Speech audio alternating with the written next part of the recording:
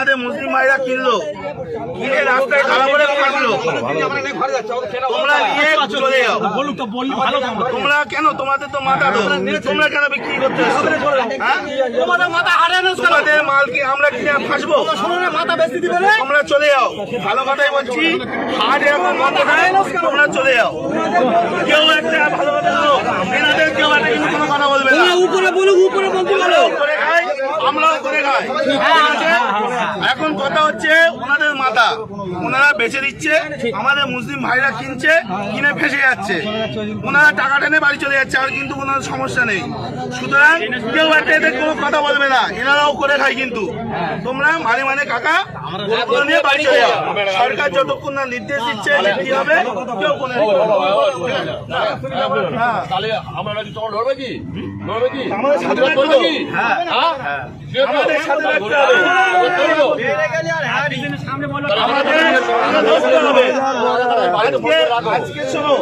আজকে ভারতবর্ষে এই গরু এক্সপোর্টে ইন্ডিয়ার দ্বিতীয় নম্বরে, আর আমরা আজকে করছি অত অপরাধ আমরা করে ফেলেছি।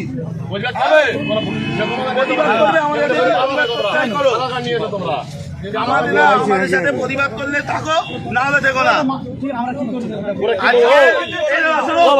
জানো কিনা জানি না, আজকে এই মাংস, গরু মাংস বাইরে দেশে এক্সপোর্ট হচ্ছে, আমাদের ইন্ডিয়া দ্বিতীয় নম্বরে।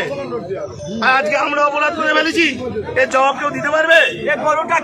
সুতরাং কাকা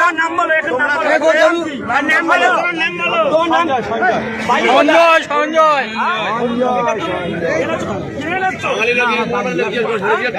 14 বছর বয়স হয়েছে, এটা 14 বছর বয়স হয়েছে, তুমি এই কাজটা করলে কেন? তোমার কালকে তো ঘোষণা হচ্ছে, আমরা